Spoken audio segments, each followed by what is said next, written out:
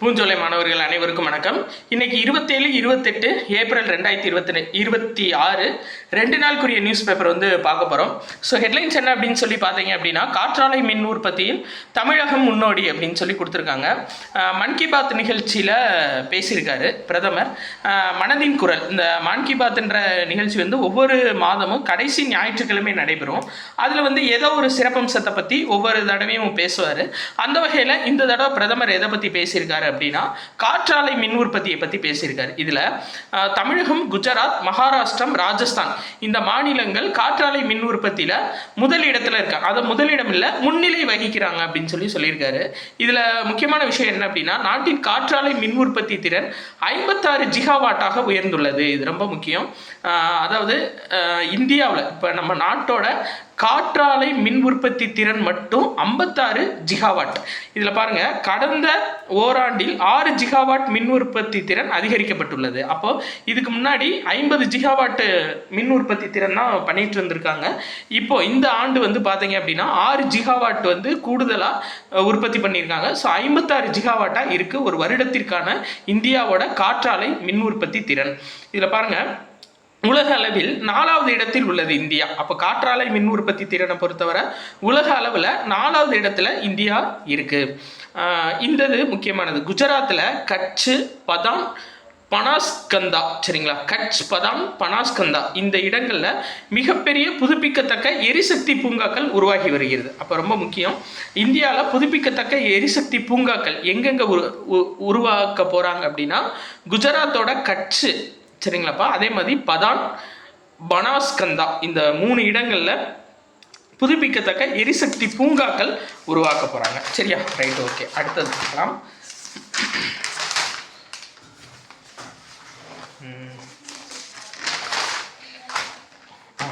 அதாவது தமிழ்நாடு, மேகாலயா இந்த 2 இடத்துலையும் பல்லுயிர் பெருக்கத்தை மேம்படுத்த புதிய திட்டம் அறிமுகப்படுத்தியிருக்காங்க. ஆக்சுவலாக என்ன அப்படின்னா, இந்த பல்லுயிர் பெருக்கம் அப்படின்றது பாதுகாக்கப்படக்கூடிய விலங்கினங்கள், தாவரங்கள் இது எல்லாத்தோட உற்பத்தியை, சரிங்களா, உற்பத்தின்றதை விட பெருக்கத்தை இனப்பெருக்கத்தை மேம்படுத்துறது, அதோட பெருக்கத்தை அதிகரிக்கிறது, அதான் மெயின்.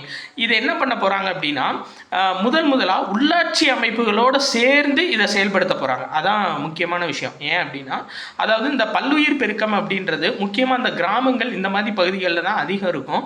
அப்போ உள்ளாட்சி அரசாங்கங்கள் தான் அதை மெயின்டைன் பண்ணிட்டு வர்றாங்க, சரிங்களா. அவங்க கையில் கொடுத்தா தான் அடிமட்டத்திலிருந்து இதை பாதுகாக்க முடியும் அப்படின்றதுக்காக இதை கொடுக்க போறாங்க. பல்லுயிர் பெருக்க மேம்பாட்டு திட்டம், சரிங்களா. இது தமிழ்நாடு மற்றும் மேகாலயால இந்த திட்டம் மேம்படுத்தப்பட இருக்கு, சரிங்களா. அதை பாருங்க.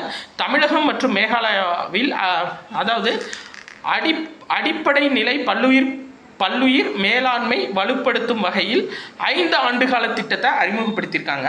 இதில் நீங்கள் மெயினாக பார்க்க வேண்டியது இதுதான். இந்த இருக்குது பார்த்தீங்களா, ஊராட்சி பஞ்சாயத்து அமைப்புகள் மற்றும் பல்லுயிர் மேலாண்மை குழுக்களை வலுப்படுத்துவதற்காக உள்ளூர் வளர்ச்சி திட்டங்களில் இந்த நடவடிக்கையை மேற்கொள்ள போகிறாங்க. அதான் நீங்கள் சிம்பிளாக படிக்க வேண்டியது. ஊராட்சி அமைப்பிலிருந்து இதை செயல்படுத்தப்பட போகிறாங்க. வனத்துறை, வருவாய்த்துறை அதிகாரிகள், தேர்ந்தெடுக்கப்பட்ட பிரதிநிதிகள் உள்ளிட்டோரை ஒன்றிணைத்து இத்திட்டம் செயல்படுத்தப்படும். அதான் மெயின், சரிங்களா. அதாவது உள்ளாட்சிகளில் வனத்துறை, வருவாய்த்துறை அதிகாரிகள், தேர்ந்தெடுக்கப்பட்ட உறுப்பினர்கள் இவங்க எல்லாத்தையும் வச்சு இதை அமைக்க போகிறாங்க. இந்தியா, அதாவது தமிழ்நாட்டில் பார்த்தீங்க அப்படின்னா மேற்கு கிழக்கு தொடர்ச்சி மலை சங்கமிக்கும் இடமான ஈரோடு மாவட்டம். நம்ம புக்கில் நீலகிரி மாவட்டம்னு கொடுத்துருப்பாங்க. பட் இவங்க என்ன சொல்லியிருக்காங்கன்னா, இது ரெண்டும், அதாவது சங்கமிக்கிற இடம்னா பெர்ஃபெக்டாக சங்கமிக்கிற இடம் கிடையாது.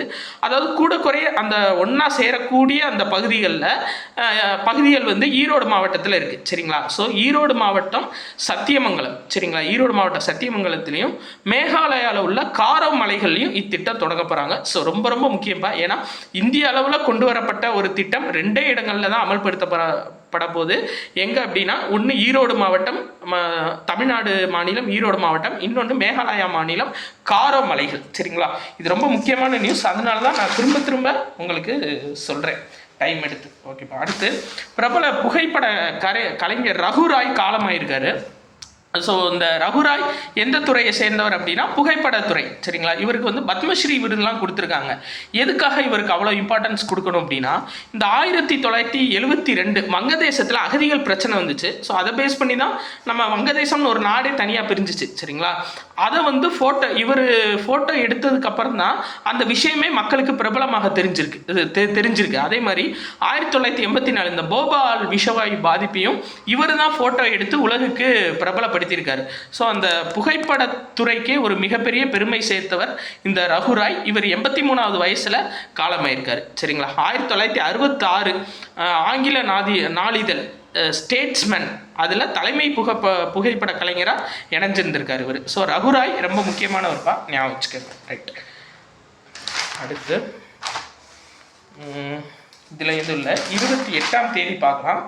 28ஆம் தேதி நியூஸ் பேப்பர் பார்த்தீங்க அப்படின்னா, பெண்கள் வாக்களிப்பு சதவீதம் தான் அதிகமாக இருந்திருக்கு. 2.53 கோடி பெண்கள் வாக்களிச்சிருக்காங்க. 86% பெண்களும் 83.96% ஆண்களும் வாக்களிச்சிருக்காங்க.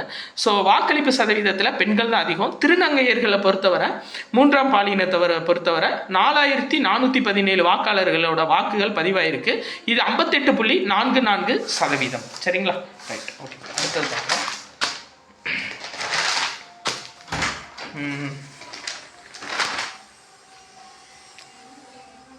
அடுத்து இது ரொம்ப முக்கியம். குடிநீர் கேன்களை 30 முறைக்கு மேல் பயன்படுத்தினால் அபராதம் சொல்லியிருக்காங்க. என்னன்னா, இப்போ நம்ம இந்த 20 லிட்டர் கேன்லாம் கொண்டு வர்றாங்க பார்த்தீங்களா, அந்த கேன்கள் வந்து 30 முறைக்கு மேலே பயன்படுத்தக்கூடாது. கழுவி திரும்ப யூஸ் பண்ணக்கூடாது அப்படின்னு சொல்லி புதிய உத்தரவு போட்டிருக்காங்க. இன்னொன்று, 1 லிட்டர் குடிநீரில் எவ்வளவு என்ன சத்துக்கள் இருக்கணும்னு கொடுத்துருக்காங்க. 10 முதல் 75 மில்லி லிட்டர் வரை கால்சியம், 5 முதல் 30 மில்லி லிட்டர் வரை மெக்னீசியம் இருப்பது கட்டாயம் அப்படின்னு சொல்லி கொடுத்துருக்காங்க. ஸோ ஒரு 20 லிட்டர் அந்த பிளாஸ்டிக் ஏன்னா 30 தடவைக்கு மேலே யூஸ் பண்ணக்கூடாது. இன்னொன்று, அவங்க கொண்டு வர்ற 1 லிட்டர் குடிநீர் சராசரியாக சாம்பிள் எடுத்தோம்னா 10லேருந்து 75 மில்லி லிட்டர் வரை கால்சியமும் 5 முதல் 30 மில்லி லிட்டர் வரை மெக்னீசியமும் இருக்குது கட்டாயம்னு சொல்லியிருக்காங்கப்பா. இது ரொம்ப முக்கியமான ஒரு இன்ஃபர்மேஷன், அதை பார்த்துக்கோங்க. அடுத்தது, உலகக்கோப்பை ஜூனியர் துப்பாக்கி சுடுதல் போட்டி நடந்துச்சு பார்த்தீங்களா, எகிப்தில் நடந்துச்சு. அதில் வந்து மொத்தம் 16 பதக்கங்களோட இந்தியா முதலிடத்தை பெற்றிருக்கு. 5 தங்கம், 6 வெள்ளி, 5 வெண்கலம், மொத்தம் 16 பதக்கங்களோட இந்தியா முதலிடமும், 12 பதக்கங்களோட ரஷ்யா 2ஆம் இடமும், 6 பதக்கங்களோட பிரான்ஸ் 3ஆம் இடமும் பெற்றிருக்காங்க, சரிங்களா. நடைபெற்ற இடம், அதாவது உலகக்கோப்பை ஜூனியர் துப்பாக்கி சுடுதல் போட்டி நடைபெற்ற இடம் வந்து எகிப்து நாட்டில் இருக்க கெய்ரோ அப்படின்ற இடத்துல நடைபெற்றுச்சு. ஸோ அவ்வளோதான்ப்பா. ஸோ 2 நாள் நியூஸ் வந்து ஃபுல் அண்ட் ஃபுல் பார்த்தாச்சு. வேறு எதுவும் டவுட்ஸ் இருந்துச்சுன்னா கீழே கமெண்ட்ஸில் சொல்லுங்கள். நன்றி.